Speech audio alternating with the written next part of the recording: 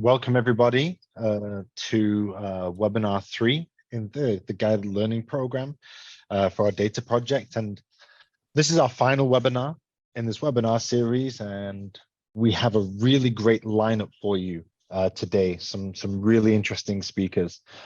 Today we'll be focusing on bringing together the talks we've had and the home exercises for the participants that we've had on the collection of data and the use case development through the security and governance of that data once you've collected it. And now this webinar is all about what do we do with that data? How do we make it serve the people who we are trying to help and our citizens that we are serving? How do we make it work for them? And so today with me, we have two fantastic speakers, as I mentioned. The first being Emily Scoons from Rambo, UK. So Emily, I've worked with for a number of years, and she's the head of digital innovation for building services in Rambo. And interestingly, Emily has been involved in one of the developments of one of the key projects within Rambo, known as SiteSolve, which is one of our tools for using data to actually inform the planning and design of developments of different sizes and down to the building level. And she's going to be talking to us a little bit about that. And then from Singapore, we're very honored to have Dr. Lee Min Hee, who is the director for research at CLC here in Singapore, the Center for Livable Cities. And she's going to talk to us about some of the things that Singapore is doing, some of the very exciting implementations around their concept for the science of cities, and how they are using data to inform and make better decisions for the citizenry of Singapore. Something I think we'll be very excited to hear about. So without further ado, I think if we go to the next slide, Christine, I'm going to hand over to Emily, who's going to talk to us about the data-led decision-making. So Emily, over to you. Thank you. Great, thank you very much for that introduction, Andy, and good afternoon or good morning or wherever you are in the world today. I'm very excited to speak to you and hopefully share some insights. I will just share my screen and just let me know if there's any issues with that or if you can see it.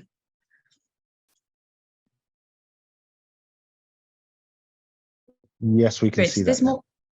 Great. So this morning I'd like to speak to you about data-led decision making, which is something that, as Andy was saying, that in my role we have to do a lot of, and using as much information as we can at the sort of early stage. So some of the things that I'd like to sort of draw upon from my journey so far is, why are we using data to drive decision making? Some of the challenges that we face, particularly in sort of the built environment industry, where we have multifaceted problems that have multiple variables that are often contradicting each other, and how we can use it in a way to sort of challenge those problems and solve and come up with solutions for them. And throughout the presentation, kind of discussing how we communicate that data, both for ourselves in order to understand it, but also to sort of clients or to our stakeholders to make sure that they understand how we are kind of coming to the conclusions that we are coming to. And I've just got this sort of quote on the side, which is that data are just summaries of thousands of stories. And just by telling a few of those stories, you can help make that data more meaningful, by Chip and Dan Heath, who are sort of key people in looking at data and the likes, which I thought was very sort of critical.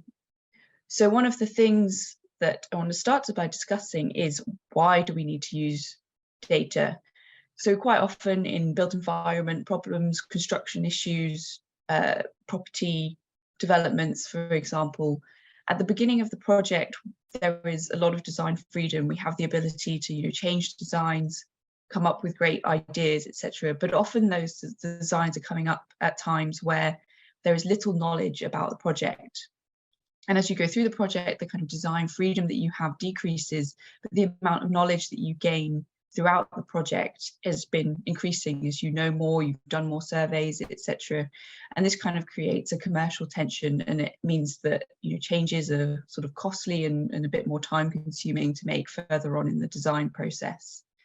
However, we're at a stage where we're starting to either collate more data from either previous projects or from various different meters, etc., which means that we can either use that data or use computational design power to come up with more solutions, and i.e. more data points of what might be the right answer much earlier on in the design process, which allows us to start to bring a lot of that data earlier on in the design process to help that decision making. And that's why I think it's really key that we leverage the data that we're able to get and to capture going forward, but we need to be able to utilize that in a good way.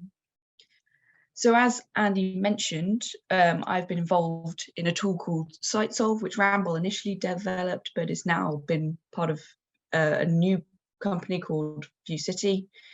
And just to kind of give a quick overview of what it is, the idea is that it was a development software which helped clients, architects, city planners to put in information about their site and use generative design, so and optimization, in order to develop ideas on a residential site level. And it's using lots of data here, either inputs from everything such as height limits, but also engineering data, in order to come up with various options and every time optimize it for a certain set of criteria.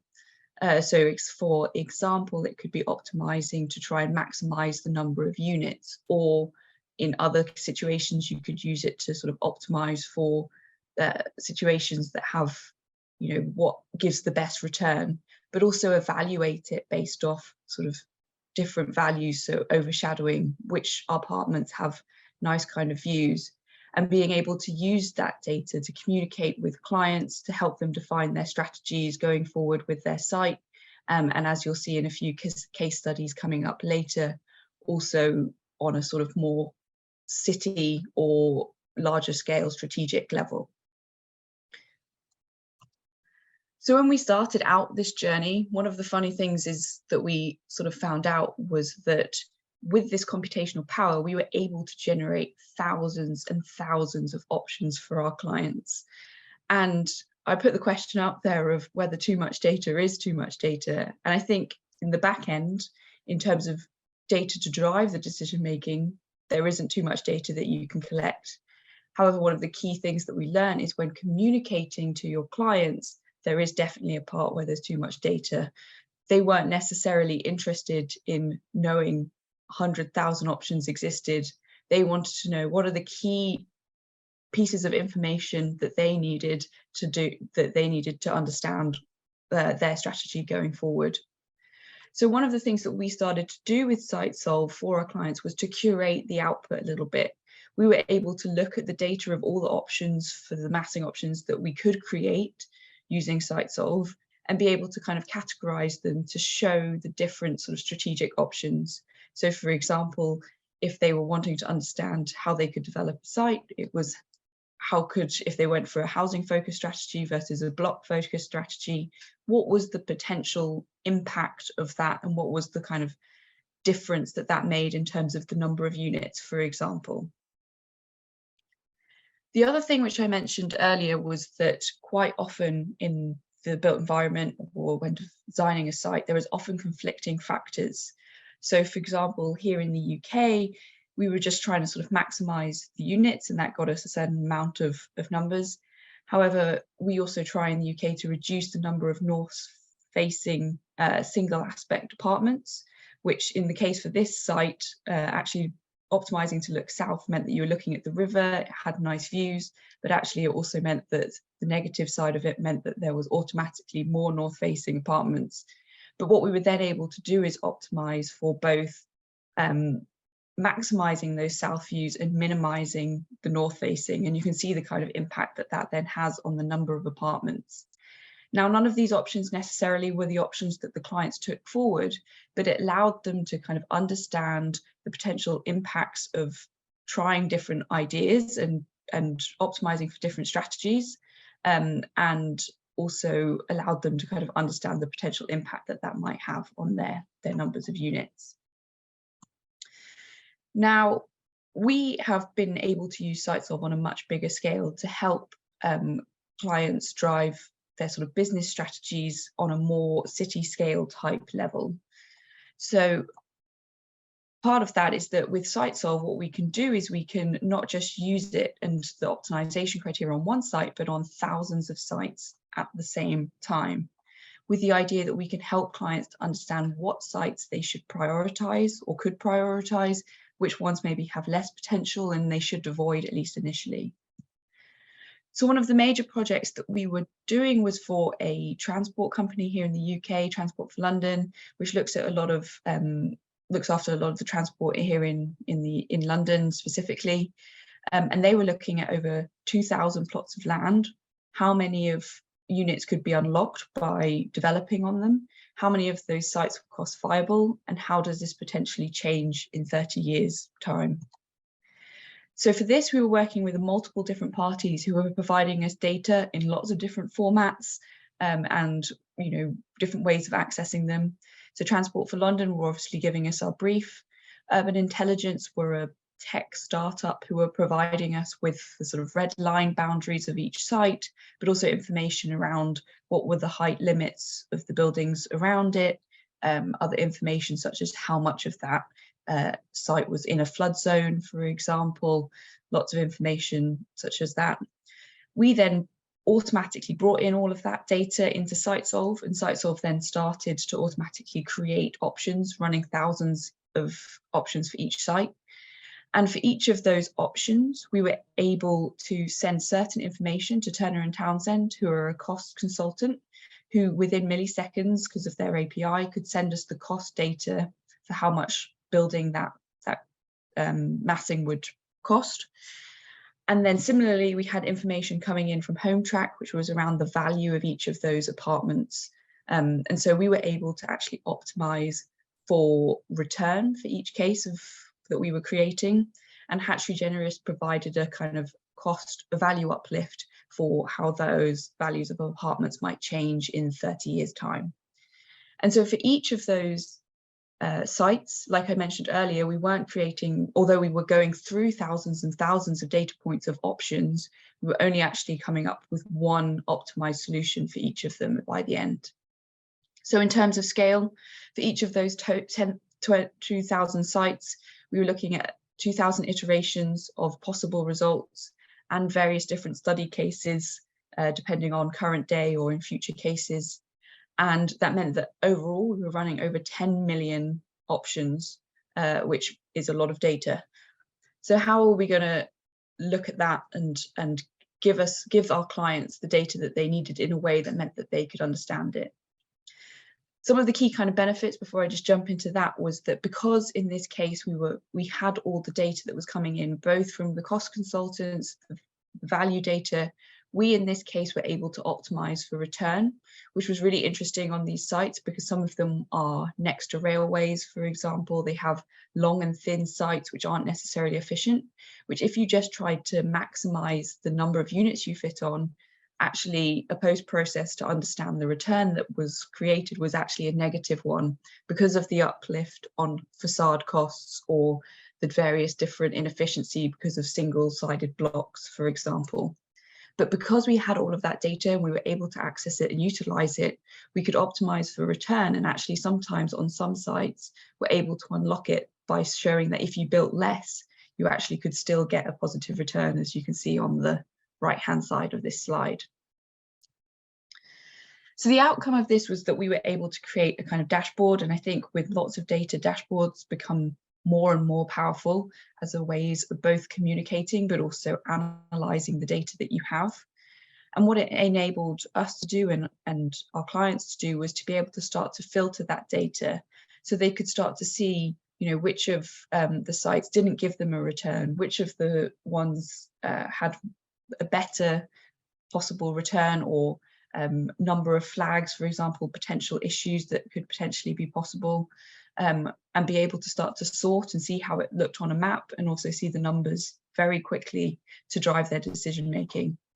And then similarly, as well as being able to see it on a kind of city scale, they were able to then drill down into each site more individually to understand the kind of details about that. You know, what kind of number of units were they making? What was the financial output? And as I listed before, the potential flags that could potentially affect the build out that we had coming in. So the clients were able to see a lot of data at both a big sort of meta scale, but also at a sort of more site by site scale, which meant that they could make their decision going forward about the strategy that they wanted to take going forward. So on a similar scale, we took the same kind of principle, but we realized that these problems are not just about the number of units that you can fit on the site. There is a wider sort of societal kind of information that you could start to gather to drive that decision making. So this was not for the same project, but something that was inspired by that project with TfL, and we did as a piece of research, which was, could we get data about you know, what amenities existed around certain sites to say, okay, which homes or where could we create new homes in order that would receive the benefits of what we call a 20-minute city or a 20-minute neighbourhood. I'll explain what that means in a second. Or where more investment is required to achieve the 20-minute principles. So looking less at, you know, the number of units, but what kind of cities we can create that are more livable and create nice places. So we used a very similar concept, but here we were looking at sort of 20-minute neighbourhoods in particular. So the idea of a 20-minute neighbourhood is that within walking distance or within 20 minutes, you can walk or cycle and be able to access various amenities. So this could be anything from kind of green space through to being able to get to work or to transport links. We, for this study, focused on 5 specific amenities. So being able to access banks, education, medical facilities, pharmacies, and sort of post office. And this was partly because of the data that we were able to access. So we were able to use open source data for this to understand on a sort of map scale where all the amenities were in London, also information about heights, etc., and open source site data that was accessible. So using a very similar process of doing that sort of optimization, but also using, you know, maps Juga menggunakan analysis to kind of understand the data, we were able to sort of come up with some key study conclusions, which again kind of showed how many of those sites were sort of cost viable, how many of those were then within a 20-minute neighborhood. So which ones could you get instant kind of both a good number of units, but also had access to all of those amenities, but also which of those sites didn't have any of those amenities at that moment within that 800 meters, and so potential investment could be used. Now, another part of the conclusion, sort of similar to showing how many sites didn't have access at all, was that how many were just missing one of those different amenities. So in this case, education. And I want to use this kind of little study to kind of show how context or how visualization can really help you in this case. So if you just look at the stat, the number is 44 missing sites, or sites that are missing that educational access. So what does that mean in terms of how many schools you would have to build, or how many things to actually meet that need? So just with that numerical data, the number could be anywhere between 1 to 44, because you have no idea. But the minute you start to be able to visualize that data, for example, just even as simply on a map, you can start to see that actually just by seeing on a map that there are 4 distinct clusters of where you could build potentially only 4, you know, schools or educational institutes, that you could unlock 29 of those sites. And so this is what I think is important about data, is to cut it in different ways and try and utilize both visualization methods in order to really understand that data in greater detail to draw out the right conclusions from it. And I just want to start off by going a little bit away from the sort of site scale or the sort of strategy level scale back down to sort of an individual housing unit about how we can start to use data to define our carbon strategies.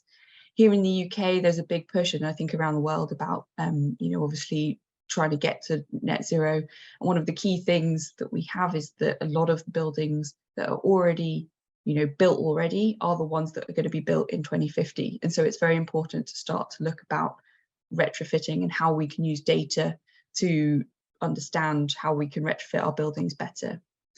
So we've been developing a workflow, which is, again, a similar kind of idea, but here what we're doing is we're taking a building, we are running multiple different options about how clients can change either their fabric, so their wall build up, their windows, their roofs, and also the different systems that they have in their building. So can they change the types of lighting that they've got, or the energy heating systems, for example? Can they put in PV panels, etc.? And for each of those, we are working out and using computational power to run all the different combinations to find optimum solutions. And as you can see in this fourth box here, we're looking at thousands and thousands, hundreds of thousands of different results that they're able to that we are creating. So again, it's about how can we use dashboards or various different methodologies to support that decision making. So here what we're doing is we're enabling clients to see the impact that they can have based off the number of changes. However, obviously that's only one part of the story. We could change that number of changes axes to something such as cost or embodied carbon, and suddenly that graph may become to look quite different. And so it's about being able to create the tools which allow you to investigate your data in the way to see how you can reach it, or how you can help your clients to reach it. And one of the last things I just want to end on is around kind of closing the loop, as well as I've kind of focused here about how we can use lots of design data to drive decision making, but we're at a really interesting precipice that we can start to collate data from how things are being used live within society, get data from how it's making people feel, or how is the energy actually being used in reality. And that's something that we're really interested going forward in, is how we can start to bring that back in to the design process and utilize that data alongside the design data to both evolve the way that we're analyzing things going forward. And I think that's a really exciting prospect. So just kind of some short conclusions off the back of that.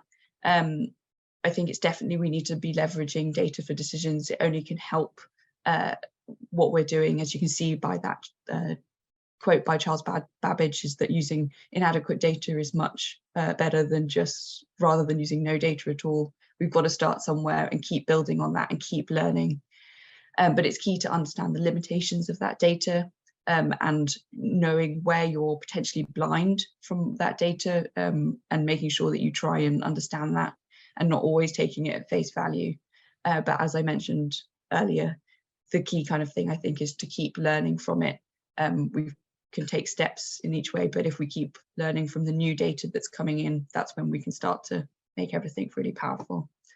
So thank you very much for listening. As you can see, my contact details are here if you want to follow up with any questions, but I look forward to the Q&A session in a little bit.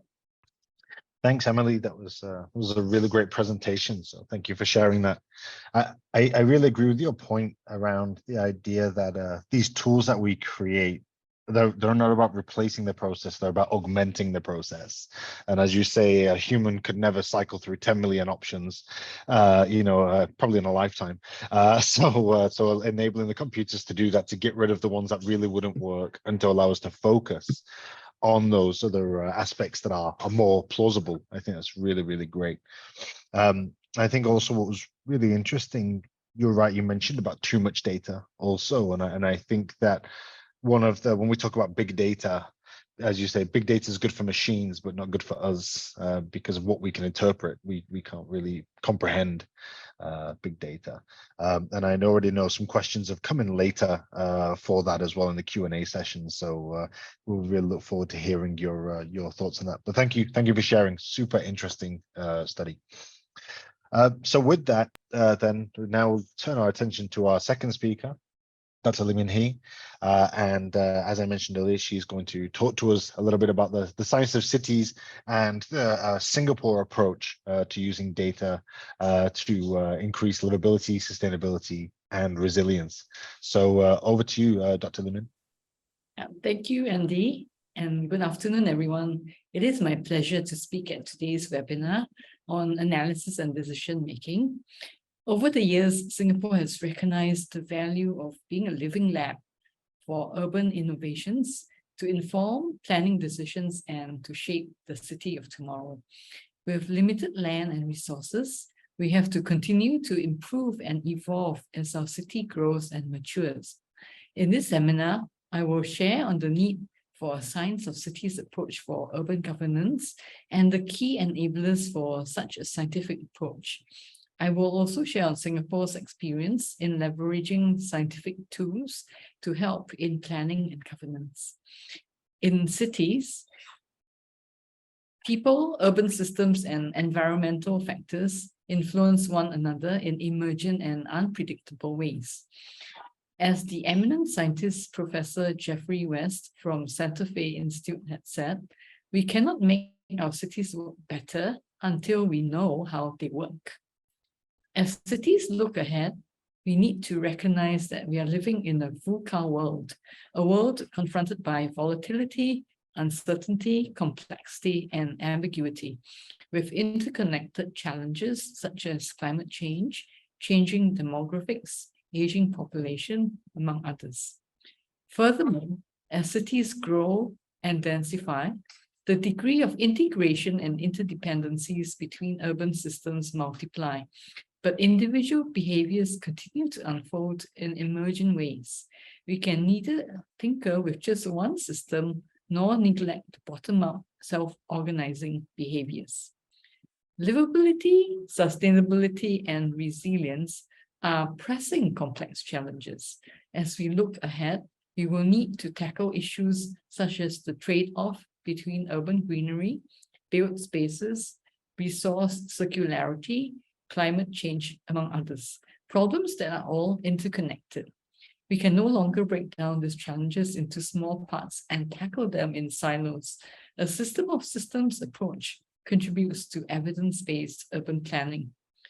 In his article, The Uses of Big Data, eminent scientist Professor Louis Bettencourt shared on the planner's dilemma. The planner's dilemma has two aspects, the knowledge problem and the calculation problem. The knowledge problem refers to the information data that a planner would need to analyze to understand the current state of the city.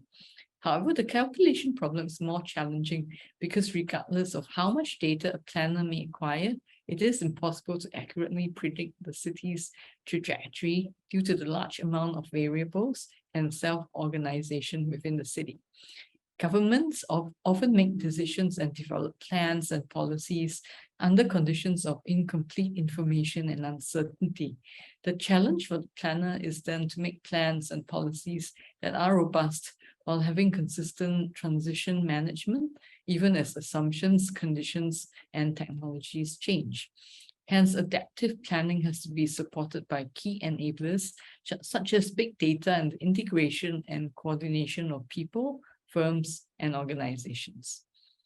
While data and technologies do not solve urban problems, they can enable planners to have better understanding of how the city works and identify the key levers that could impact the urban landscape.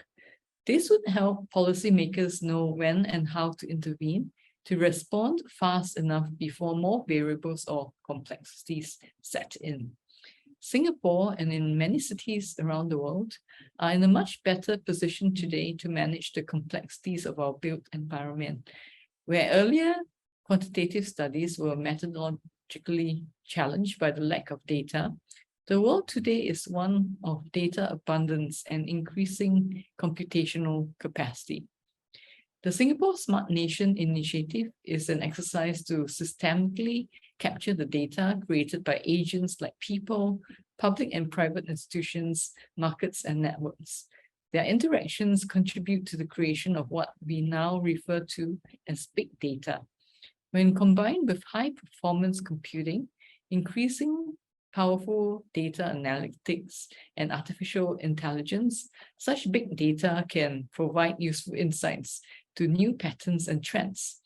In the process of harnessing the data for decision-making, we need to establish trust between the government, institutions, and companies to facilitate the effective sharing of data. Recognizing the importance of trusted use of data, Singapore upgraded its Personal Data Protection Act in 2020 to promote stronger safeguards for personal data. Government agencies also need to assure citizens that their data is used responsibly and is well protected. Person-centric planning is important so that individuals with different needs could have sufficient resources to make choices to achieve a good quality of life. The interconnection between scales of the city, neighborhood, and individuals are important considerations for person-centric planning. Big data is key in facilitating person-centric planning by enabling scientific analysis across scales and discipline. The future of humanity and the long-term sustainability of the planet are linked to the fate of our cities. This is a compelling reason for us to develop a science of cities that can provide a framework for understanding how they work and what drives their growth and function. Another key enabler is to take a practical approach with partnerships among companies, government agencies, and communities in pilots and experiments. It is important to bring together various stakeholders, academics across different disciplines, politicians, policymakers, planners, engineers, administrators, and the community, not just to have dialogue, but to carry out pilots, demonstrations, and experiments to shape viable urban solutions. The science of cities is thus a collaborative project. Singapore has a system of governance and enablers for innovation, where companies, research, community, and government agencies form partnerships to develop modeling tools that can support better decision-making for long-term planning. For urban planning, the Urban Redevelopment Authority, or the URA, uses data analysis and spatial technologies to gain deeper insights to make more informed decisions in planning for land use, amenities, and infrastructure. Through digitalization, planners can better process multiple data sets and plan in an integrative manner to meet Singapore's long-term planning needs. The e-Planner tool integrates over 100 data layers, such as land use mix, parking occupancy, accessibility to F&B spaces, etc., to complement groundwork and community engagement. The 3D Urban Planner is a 3D GIS platform developed by the URA that integrates diverse types of data, ranging from planning parameters for unique sites to detailed 3D building information models in Singapore. Planners would be able to visualize the requisite information to develop sensitive response strategies to the environment. For example, to safeguard important view corridors or the impact of the shading of public spaces by buildings. To maintain high livability of public housing estates in Singapore, the Housing and Development Board, or HDB, has worked with the Institute for High Performance Computing and the Institute for Infocom Research to develop the Integrated Environment Modeling, or IEM. It is a modeling platform that integrates urban planning and design processes with urban and environmental simulation for town planning. It uses 3D city models to stimulate the interactions of urban microclimatic conditions, such as wind flow, natural ventilation, air temperatures, solar irradiance, noise levels, and their combined effects on the urban landscape. The IEM model was applied to Tengah New Town, which is a public housing estate in the western side of Singapore, and it has enabled planners, architects, and engineers to analyze how various planning configurations could respond to prevailing environmental conditions. This has helped to optimize the building layouts and orientation to enhance wind flow, mitigate heat gain, and promote natural ventilation within the town. The HDB also hopes to develop towns that enable more cohesive, resilient, and healthier communities, where residents would be able to take collective ownership of their living environment, enhanced by a strong sense of identity and belonging. The new Urban Kampong research program leveraged on technology and behavioral sciences to understand the diverse needs, aspirations, and lifestyle of the residents and how these might change over time. One of the tools developed is the agent-based virtual population model that forecasts population changes within a town, thus establishing its life cycle. With this dynamic agent-based virtual population model, it will be possible to visualize how town demographics will be impacted by major life event changes of individuals or households, like the arrival of a newborn or grown-up children moving out to set up their own families away from the town. The complex systems modeling brings together data and analytics to HDB planners to develop an understanding for the interdependencies between urban systems and social behavioral systems. Planners would be able to track the evolving needs in the towns, formulate strategies, simulate their impacts, and ensure that their planning interventions and policies are well-informed, responsive, and meaningful for residents. Planning for livable, dense, and green cities is also important in the Singapore context, where it is increasingly common to co-locate community amenities and integrate sky-rise greenery into buildings. A scientific and systematic analysis of the relationships between the spatial networks of vertically integrated environments and how people use space in real life could help us understand how to better plan and where to include mid-level community gardens and rooftop gardens in a high-rise neighborhood to ensure that they will be well used. For example, the Vertical Cities project led by SUTD in collaboration with the Center for Livable Cities, URA, and HDB sought to understand the spatial networks and human movements at Kampong Admiralty, which is Singapore's first integrated public housing development. The project made use of a three-step methodology. First, the spatial network analysis examined the network structure of Kampong Admiralty. Second, human mobility mapping was conducted with the use of people counters and Bluetooth beacon sensors to understand emergent movement platforms and space usage. Third, a social spatial analysis was used to analyze the correlations between mobility patterns, occupancy time, and user types. Such a tool, when developed further, lays the foundation of developing a predictive modeling tool that can inform the planning and design of future dense and green cities. Singapore is also embracing its city nature vision to chart out an even greener future. Scientific studies to integrate nature and greenery into an increasingly urbanized environment helps us to provide an evidence-based approach to realize such a vision. One example is the Remote Tree Measurement System, or RTMS.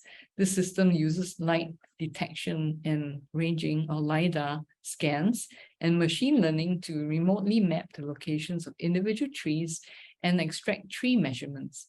The data is then automatically uploaded into our National Tree Registry system, which allows NParks to effectively construct an overview of the trees in the area.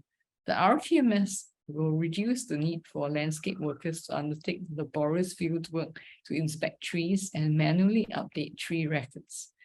Digital technologies and data-driven approaches has also improved the way parks are managed. For example, the Smart Gardens pilot initiative at the Gardens by the Bay deploys digital technologies for plant monitoring and irrigation, lake management, lighting, and facilities management. Sensors provide analytics on soil and lake health while optimizing plant maintenance with the irrigation systems. Smart lighting technologies will enable preventive maintenance and energy saving. And all this information will be managed by a cloud-based device management, control, and data acquisition system developed by the Sensors and IoT team at GovTech. Now, for climate, research has shown that from 1948 to 2016, the annual mean temperature rose at an average rate of 0.25 degrees Celsius per decade. And by 2100, the daily mean temperature is projected to increase by between 1.4 to 4.6 degrees Celsius. Computational techniques such as environmental and climate modeling have offered insights that guide the formulation of solutions to target hotspots. One such example is the Cooling Singapore project, which aims to mitigate the urban heat island or UHI effects by furthering the scientific knowledge required for better climate-sensitive design of the urban environment. The Cooling Singapore project developed an urban heat island intensity map of Singapore to analyze mitigation strategies. By adjusting the model inputs, planners will be able to observe how the UHI will be affected and study the best possible strategies to be implemented. Decision support tools for outdoor thermal comfort could also provide assessments of heat generating sources at district scale, as well as simulate the effect of health mitigating strategies. It is exciting to hear that the Cooling Singapore 2.0 project will focus on developing an island-wide digital climate twin of Singapore by integrating various computational models with data on the environment, industry, building and traffic, as well as regional and micro-scale climate models. To sum up, urban planning has reached a state where we need to adopt a stronger scientific approach in planning rather than to continue to rely solely on applying the rule of thumb and trial and error experimentation. Doing so would allow us to gain deeper insights into the behaviors and interactions within the city, uncover the not so obvious patterns in cities, and develop greater certainty and flexibility in planning our city's landscape and respond under different possible scenarios. Thank you very much. Thank you, Lee Min. That was a really, really interesting presentation, and great to hear. Obviously, Singapore is one of the world leaders in using data for planning, which is fantastic. Vâng, một bài trình bày rất là tuyệt vời ạ. I think we've got someone in the English Vâng, channel, tôi one of the nghĩ là interpreters. But I think really inspirational to hear, and I think what was really interesting as well, you talked about the need for the collaboration between the government, for the private sector, and the people as well, kind of bringing those three together to really leverage this data, because it's ultimately all about the citizens, right? And it's about making a better life for Singaporeans on a daily basis. And I think that I'm just going to jump straight into the Q&A, and actually one question I have for you, Dr. Lee Min, really is obviously Singapore's come very far on its journey and is very advanced. And what would your advice be to perhaps some of the cities who are just starting out down this road? Like, what would your advice be to them about how to get started? I think the first step, as also alluded to in the earlier presentation, is actually really the beginning of the measuring and capturing data on the things that you care about. Because without data, a lot of this work is still pretty much guesswork. And I talked about cities being complex systems. So, the first step that a city could make really is to make sure that data is collected over time, not just by the government, but also harnessing social media and citizen science to collect data, because there's just so much data to collect. So it could be a collaboration between government and private sector, government and communities to collect data and begin to put this data together in a way that we could use the lens of science to do not just the analytics, but to make sense of what is happening between urban systems and not just a single phenomenon. So that's my answer. That's a really great point, Lee Min. And Emily, that alludes to something you mentioned earlier as well, about having to, you've got to focus on what data you want to have, because you can have too much data as well. And for a city getting started on this journey, you mentioned some of the data sets that you were using, open source data sets from TfL, sort of Transport for London and other areas. What do you think are some of the key data sets that governments need to create to kind of help, initially get going on that journey?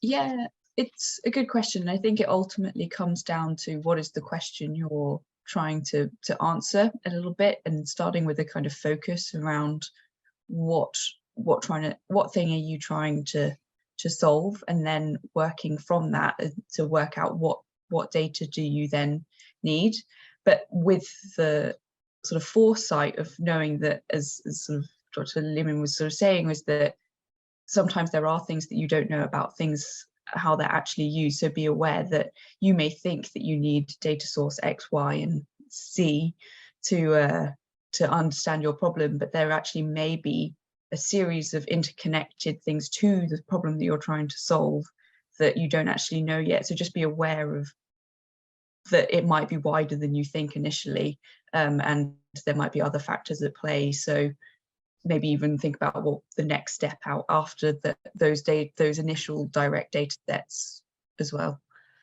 So I wouldn't necessarily say there's a specific one I would recommend collecting now, but more understand your problem and then work out from there. For sure, that's a really great point, and something actually in this course that the attendees have been doing is exactly what we started with, was start with why. Why are you trying to do this thing, and understand that and then work backwards from there. And I think but it also really ties into an interesting discussion, because what it means is that in these different sectors is actually the skill sets are now changing for planners and the like, because actually we're having a much more scientific and data driven approach. So we need people who are kind of data literate within that. And Limin, coming back to you, what do you think some of the skills that are really going to be needed in the future for the people who are going to use this data are? What do you think some of those key skills they should focus on developing in their workforce? So I will talk about government, because I come from public sector, and the thing is, for us, we don't think that we need to make every government official a scientist or a computer analyst. So that's totally not possible. But what we do need the public sector to do is for people to understand problems and how they could that what kinds of problems could they package to work with scientists and become a bridge between the science and the policy, in order for and put things in terms that can be understandable from both sides. That means you must know how to talk to the scientists as well as with the community, and be able to formulate the problem and understand what is out there, what the challenges are. So that is the kind of capability we've been trying to build, not to turn every government official into a scientist or a data analyst, but for them to be effective bridges between people who are able to do that, as well as the people who need solutions. That's really, really great point. You're right. Not everyone needs to be a data scientist. You just have to have some capability in some places with it. And as you say, it's much more about asking the right questions. And as you say, being able to lead that study almost. So I think that's really, really good.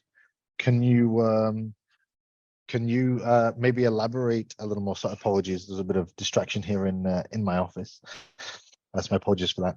But I think that's really good. It's not about turning everyone into a data scientist, and that's definitely where we need to go. And I think really you touched there on actually the ability is to communicate as well. All of this analysis is done by the specialists to the layman, to citizens, because citizens also don't want to be data specialists, and they shouldn't be. So actually, Emily, in terms of both of you showed some great platforms that have been created. And I think, Emily, just asking you, what are some of the when you were developing SiteSolve, for example, it seems like you had a big focus on the visual element there. Can you tell us a little bit more about how you approach that design and the communication of your findings to stakeholders? Yes, so we used a sort of variety of different softwares, most of them, off the shelf, but there is And as we got more detailed, we actually started to generate what we needed, and as we got more investment, we started to develop, you know, ways of manipulating the data ourselves through particularly sort of Python data science sort of libraries, etc. I think one of the key things, and I think it kind of falls onto a lot of the comments that have been made already, is to kind of understand the problem and understand the people that you're speaking to, and actually treating it like a sort of, you know, doing the user experience. What are the questions they need to answer? What is the key information that's there? Because you can show 1,000 data points, but it might mean absolutely nothing to the person that you're trying to communicate to. And so actually speaking to people on the ground who are the people, using them as part of your process of developing your dashboards or your user interface, to sort of get feedback from them little and often. We often got told, if you're not embarrassed by your first prototype, then you've kind of gone out way too late. And find those people that will help you on that journey. Show it to them cold and be like, does this give you the information that you need? Are you able to understand this? But get that information early so that you can keep iterating. So by the time that you have collated all your data, or you've got to the stage where you're committing some kind of answers, you already have a mechanism of showing that's been validated by the people that you need to show it to. Yeah, great point. And I think, as you said, that aspect of just get going. Start trying to, start with a question, start trying to answer that, and then let it grow from there. And I think that's a key point, I think, on any part of this journey that we talked about as well. Understanding who your stakeholders are, who you're trying to communicate to, allowing you to focus on that question will build you as a framework. And I think, yeah, it's always about the 6 inches in front of your face, right? In some ways, you just keep going for those 6 inches, have a bigger vision, but get going. That's really, really interesting. And I think that's quite right. And now, this might sound counter to the point we were just making about not everyone needing to be data scientists, but Dr. Lehman, you mentioned earlier on one of the projects whereby in the area that you were developing, you want to enable citizens to use some of the data to help their lives and help them to utilize it. Obviously, again, citizens don't need to be data scientists, but what do you think is the role of kind of, educating citizens to be data ready almost in some way, so that they can actually make use of this data we're generating? What do you think are some of the key challenges to that, and what do you think some of the key things we need to do to help citizens take advantage of that data? I think maybe I can cite NParks and what they have been doing, our National Parks Board, in the sense that there's been a capability building program with communities to kind of train people how to collect data. This could be quite simple data, like take a photo of an animal that you spot in your vicinity and geotag this, and then NParks even they take part in some of this social media chat groups and so on. So when this the location, say, of animals posted, and so being just part of this community, they can look at the frequency of sightings, the geolocations of animal spotting, and at the same time as they collect this information through the chat groups, everyone learns a little bit more about what kinds of data are useful in managing biodiversity, and learning through this kind of social media platforms. What are important, what are some of the habits, and habitats of these animals. So I think through some of this simple means of collecting data, the citizenry actually learns a little bit more and are more well informed what needs to be done, and you get their buy-in into certain moves that have to be made to, say, protect habitats, or if there are developments to help study how to manage maybe a transition for the animals where they could be relocated and so on. So I think these kinds of platforms are useful for both harnessing data from citizens as well as training citizens as to how to collect information. Well, that's really great, thanks. Yeah, and NParts for sure are doing some really great work in this area. You're quite right, and really, as you mentioned, it's about taking the project to the people. Actually, be where they are, and I think the idea of social media is a great one for that. Actually, is particularly in areas. I mean, Singapore's quite lucky because it's quite small and it's quite dense.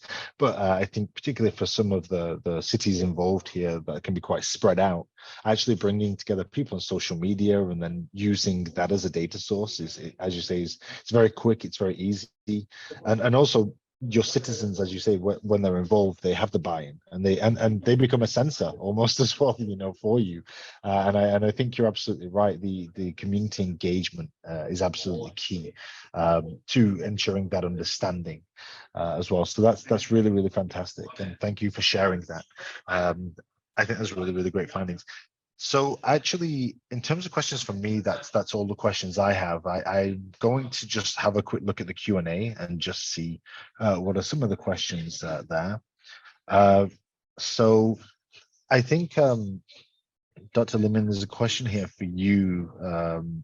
So they're saying, really, what is the one of the questions that came in was, what's usually the main roadblocks in cities who are starting out for data collection and analytics? Like, what are the main roadblocks that you foresee? I know you've mentioned a few of these in your earlier answers, but maybe you could just recap some of those, and how can they be addressed? I think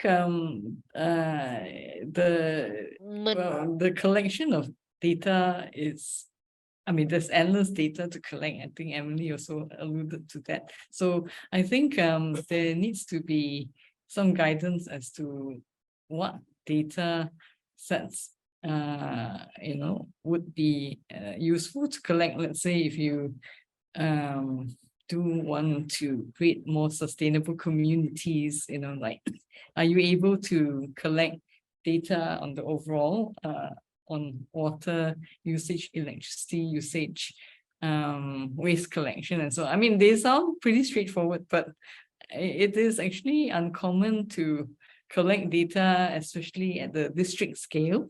And I believe that some of these measures, say like sustainability, might be better able to be effective if it's managed on a district scale. But often cities might have, overall data, on recycling, but not one that is attributed to a certain district, a community. So I think if we can begin to collect data at a district scale and begin to move the needle by, letting districts know how they're performing on the sustainability front, we could better move the needle than to have something that is too broad for the imagination of the community. Like, what's that got to do with me, kind of thing. So I think that's one first step that could be taken. Yeah, I think that's a really good point. And again, maybe coming back, as you say, to understanding your citizens and what's important to them, because you're right. I think even when we talk about the 1.5 degrees C target, for global warming, actually, when you talk about global warming and 1.5 degrees C, I think the average person on the street says, well, what am I going to do about that? I'm just a person. And you're right. It's how do you make that data tangible and relatable to that person? We talk a lot in urban design about human scale in terms of buildings that we can relate to our surroundings. Well, how do we bring the human scale to that data so that I can understand it and I can feel what that actually means? So that's a really great point. And I think one other thing I was just thinking about is also the obviously Singapore has implemented as part of helping private enterprises and the like, is the GovTech stack. which I think has been one of the key elements as well from a technical side. For those who are not familiar with that, the Singapore government has built a core stack of infrastructure for government services and for some of the data access and the like that public and private institutions can tap into, which I think has been really, really good as well and really beneficial. There's some great work happening there. So yeah, thank you for that, Dr. Lee Min. And I think then Emily, one question for you.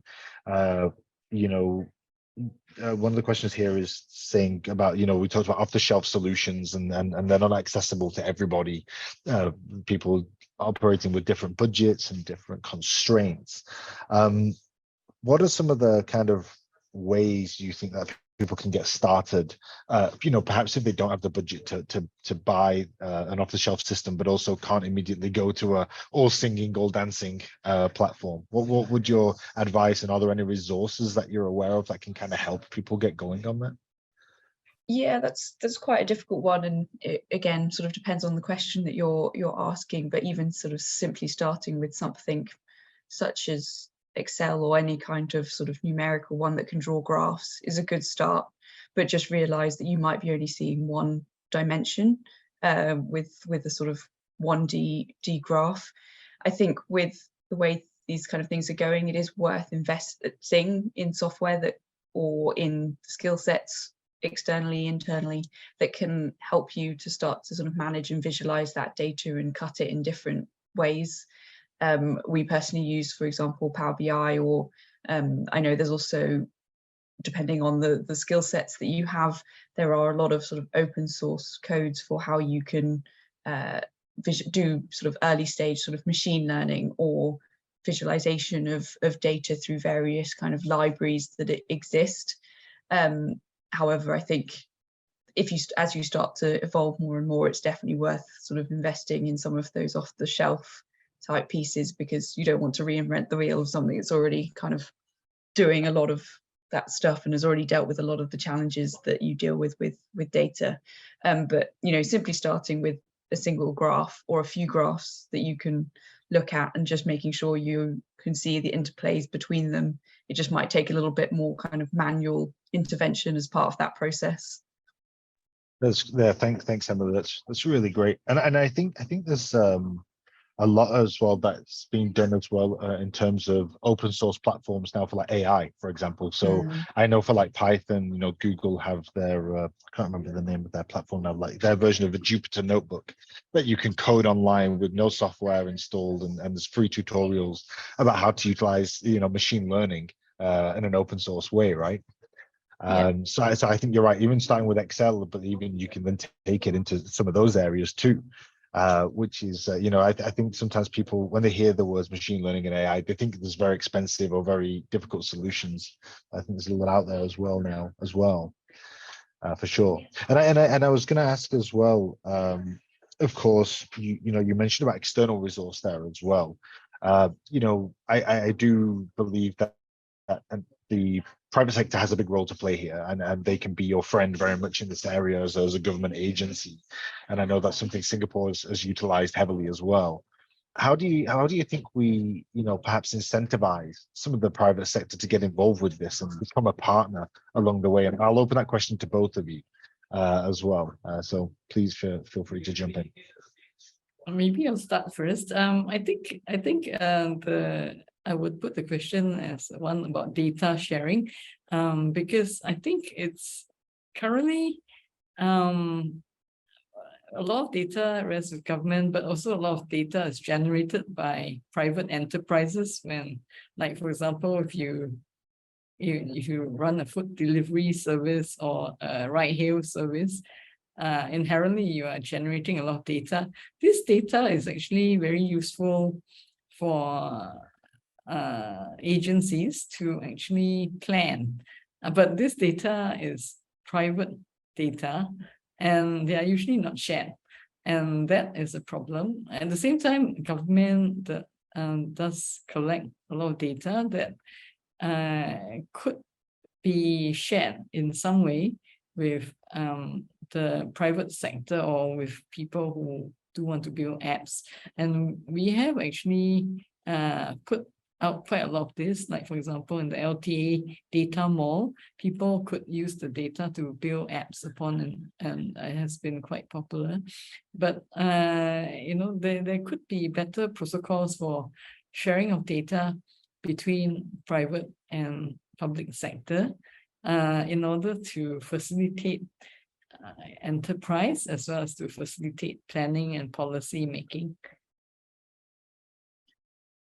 Yeah, I think it's about showing the benefit to them. I think one example for that always kind of gets brought up is around the sort of indirect value of making happier tenants, for example, and the impact that that has commercially for people that own buildings. So if you have happier tenants, so I think the don't quote me on the numbers, I can't quite remember them, but you know, if someone lives in an apartment block and they have no friends, then they're 60% likely to leave at the end of a year. Or for example, if they have one friend within that apartment block, then they're it goes down to 30%. I'm making up the percentages, and if they have more than that, then it goes down even more. But that's the kind of direct numbers. But then if you translate that into, okay, so that means if you invest now in putting in a sort of community space which encourages that, it feels like an upfront investment, which you don't know what the indirect value of that is. But in the future, it might mean that people stay longer, so you have less time where your apartment flats are then not being used, and you don't have to do the sort of turnaround time of finding a new person to live there, etc., and the resource that goes into that. And so being able to start to speak to the private sector on those kinds of terms to show the value, whether it be the financial, or being able to access new customers, or being able to sort of leverage the with sustainability, a big part of it, okay, it also impacts your energy bills, for example. But it's starting to kind of quantify, or at least be able to communicate the potential value that it adds to the private sector by sharing that data and being able to, the public sector to enact on it on a bigger scale. Yeah, that mutually beneficial approach, you're right. How does this benefit both of us? Because you're right, the private sector have their KPIs and the government have obviously a much longer term view of their KPIs as well. So I think that's really good. It's about how do we bring those together, and really good you pointed out there, Emily, around how that can attract investment in community spaces, which benefits the wider community, not just that development also. I think it's really good. And actually you mentioned about the community value and the cohesion within there. There's something Singapore, and Dr. Lehman, you'll be very familiar with this, of course. HDB have done a lot of research around that community cohesion, how many apartments should be on a particular level, so that you get that kind of community aspect as well. And I think that's something that Singapore's done very, very well in their work. So I think at this moment then, that's all from the Q&A at this point. I'll just give people one last opportunity to put something in the Q&A box. So for either of our speakers, is there anything else that you'd like to add as a closing thought or a remark based on any of our discussion? No pressure if you don't have anything. I think I just want to emphasize, the partnership among companies, government agencies, and communities to come together, perhaps to do pilots and experiments, and in some way generate and share data. It could be a useful first step to bring various stakeholders to the table and to shape solutions and begin to collect and use data together. So I think pilots and demonstrations and experimentations are very useful. Thank you, Dr. Lehman. Yeah. And Emily? Yeah, I would really echo that. I think the data problem is huge, and the scope of where it could go is absolutely ginormous. And so I think the kind of pilot piece is very interesting, and definitely a route to kind of show its value, to sort of bring it in chunks. So I would definitely agree with that. I think there's a kind of piece that is also really interesting about just kind of understanding the context of your data, and really always trying to see that holistic picture alongside the kind of quantitative numbers that the data is giving you. And remember, in the UK, there's things such as the spikes in the energy grid when there's a halftime in football or something, and making sure that you understand why that spike is happening, and therefore not using that as your main data point because it's not necessarily the things. And so being able to understand that holistic piece alongside the quantitative, I think, is super important. And to Dr. Lehman's sort of point earlier about the sort of hybrids of skill sets of both being able to see the data as a data scientist, but also be able to step back and see it on the sort of context holistic level is a super important skill set to have going forward. That's really great. Thank you, Emily, and thank you both for your great inputs today. I think what's really great about the things you just said particularly is that, and I would say this to our webinar attendees and our guided learning program participants, is that that's exactly what we've tried to do with this program, is to develop something whereby the participants can basically create a proposition for a pilot project, something that's small enough that you can deploy now and get going.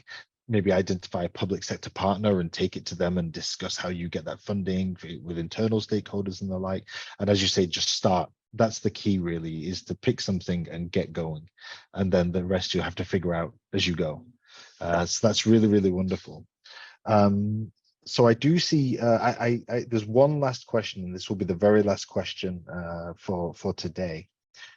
So the question here is, are there any international standards established regarding citizen data collection and usage? If so, yeah, could you give any examples? I'll open that to both of you for any thoughts. I'm not sure what the question is. It how data from citizens, that means like demographic data, job data, and yeah, I think it's any data for citizens. Yeah, like that you collect how they are used. I think in Singapore we have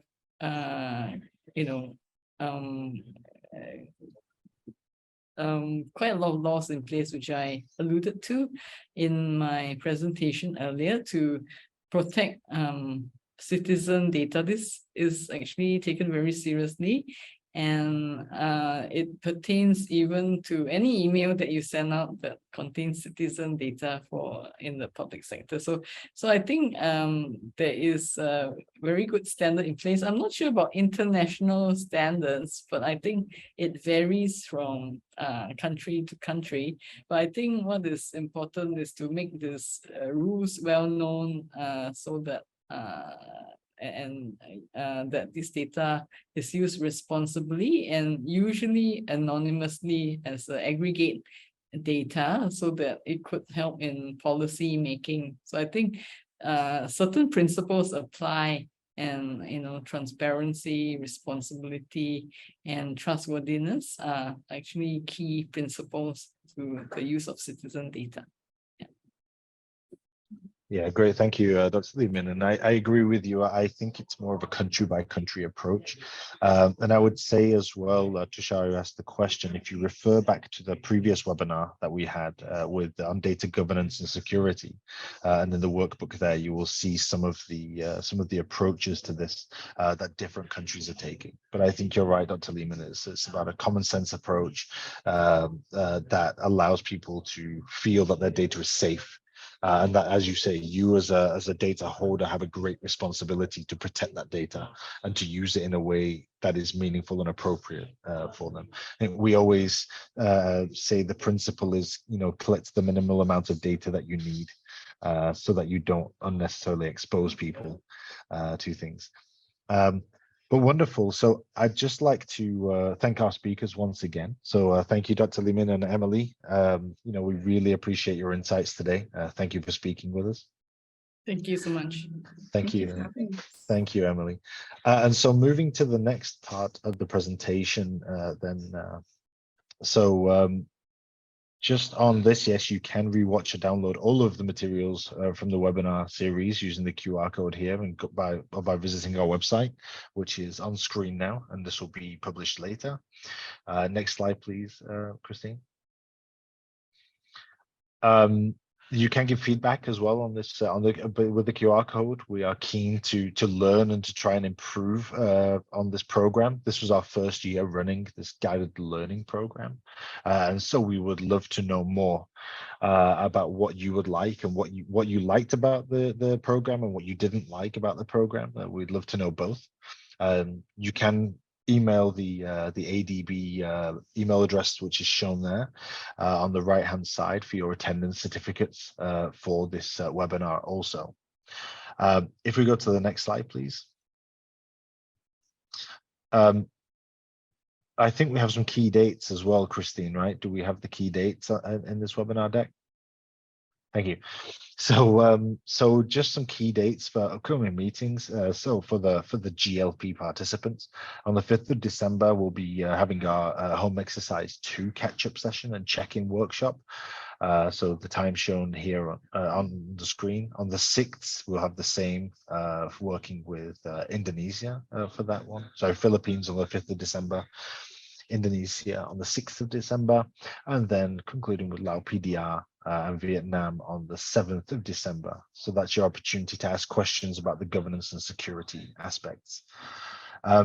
So I think with that being said, that this is the end of the webinar. I think we'd just like to thank you all for coming on this journey with us. As I said, this is the first year we've done this. We're very thankful to all of our speakers and all of our attendees who've taken part to make this program, and the massive team behind the scenes who've put all of this together. So thank you everybody for that. And of course, you know, we're thankful for the Australian government, who are the funders of the ASEAN Australia Smart Cities Trust Fund with the ADB and the Ramboll team. So with that, just want to say thank you everybody. I hope you enjoyed this series. This is not the end. We will be having the discussions in the homework series, in the homework webinar discussion, sorry. And yes, I hope you all have a great day, and thank you very much for attending. Goodbye.